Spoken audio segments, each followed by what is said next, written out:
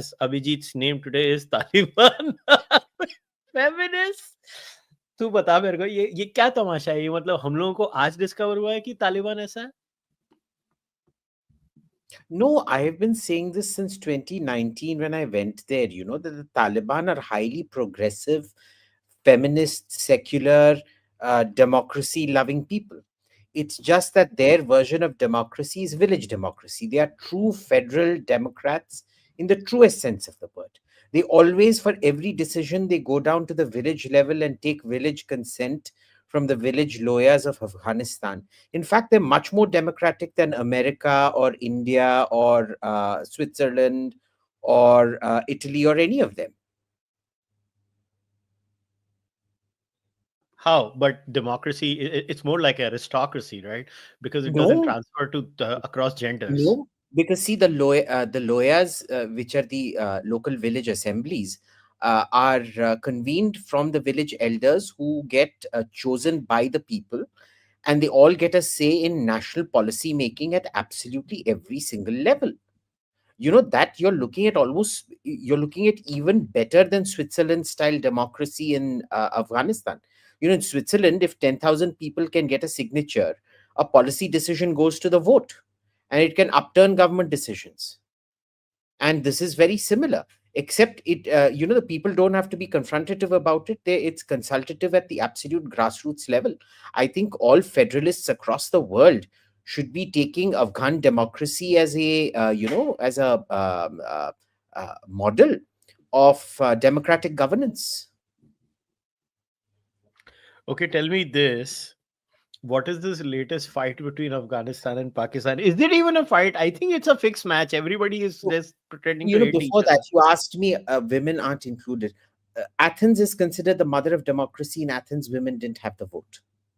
Yeah, so I don't consider Athens a great example, no? But see, here's the thing. Athens is considered the mother of all democracies today. Right? Till 1979, Swiss women did not have the right to vote. Yes, I know. Yes. So, India gave the right to vote to women before other democracies did. That doesn't make them any less democracies. It makes them at a different plane of social development. And I think each country has the right to develop to its own unique genius, as opposed to having something foisted down their throats. Okay, that I understand. Listen, whatever. See, I'm not here to internally. In fact, this is the perfect segue into our larger discussion that at the end of the day, geopolitics there is this, and I think I lay this entire drama right at the foot of the Europeans.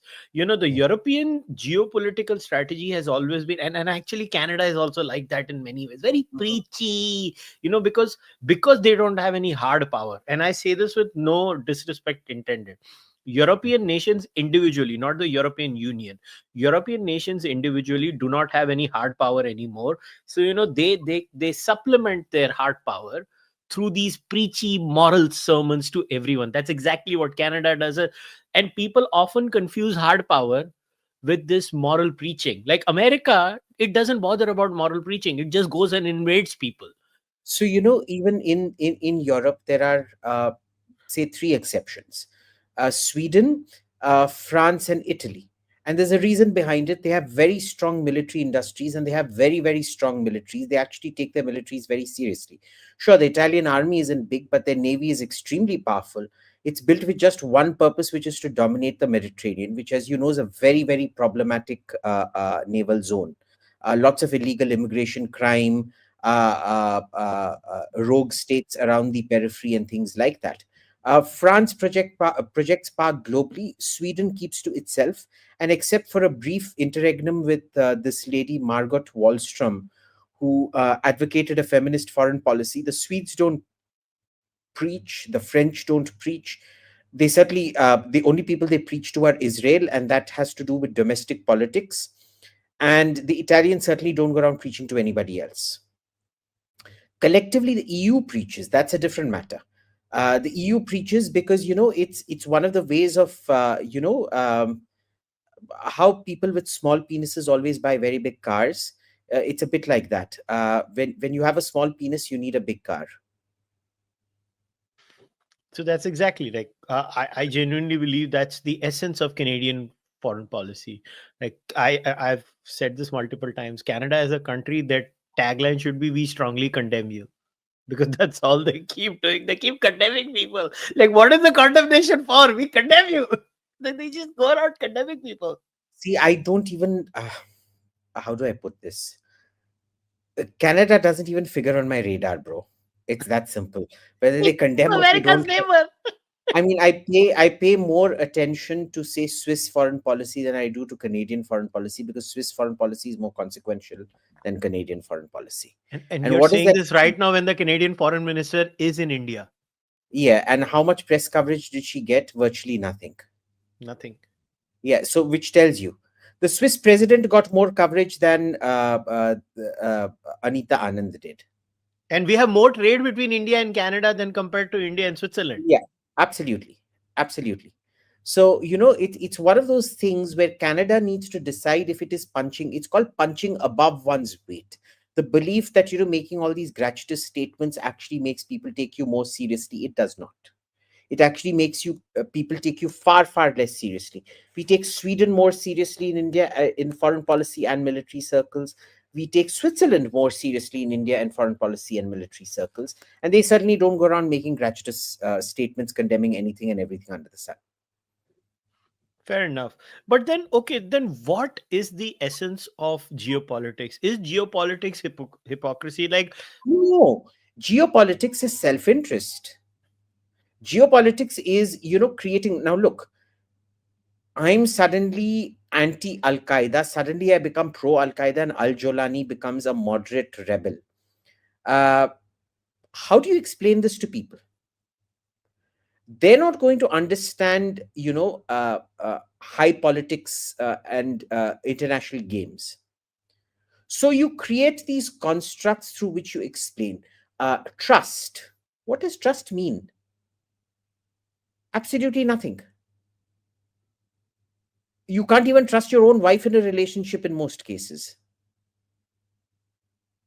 right? uh, you, Common values. What common values? In India, do people believe that for about 4 years in America, from 2020 to 2024, kids could be taken away by social services from their parents and be mutilated genitally if the parents refuse to agree to voluntary genital mutilation? Is that a common value we share with America? No. Do we share a value of going and bombing countries and shoving democracy down their throat? No. What common values are we talking about? See, these are all artificial constructs that we make to, create oneness. Oh, we have trust with the other country. You think America and Britain trusted Stalin when they gave him all their crown jewels of technology to fight the Germans? No.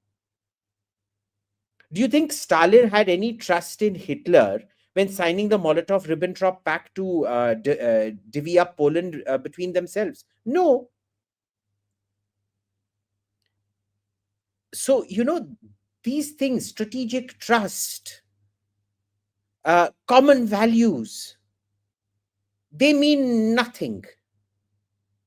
Tell me, what common values does a dictatorship like Qatar, or a dictatorship like Saudi Arabia, or a dictatorship like the United Arab Emirates share with America? But apparently, common values don't apply there. When Saddam Hussein kills his people, very, very bad. But when King Fahd used to go around killing his own people, oh, we really don't want to talk about that. What is this hypocrisy? So, we have to understand. Let's talk about the internal hypocrisy. All these tramps who were tweeting about the Taliban not letting women into the press conference, did they open their mouth even once about Deoband? Deoband held a full celebration for the Afghan foreign minister, and that was Indian soil, Indian territory, as opposed to Afghan embassy, which is Afghan soil. Legally, it is considered a part of Afghanistan. Okay, now Where were all these tramps when those Deobandis, all male Deobandis, received Mutalik?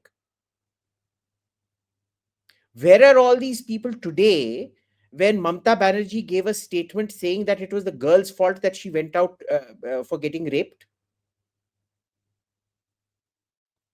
So please spare me the shit. If anybody talks about morality, tell them to take it and shove it up their bloody ass.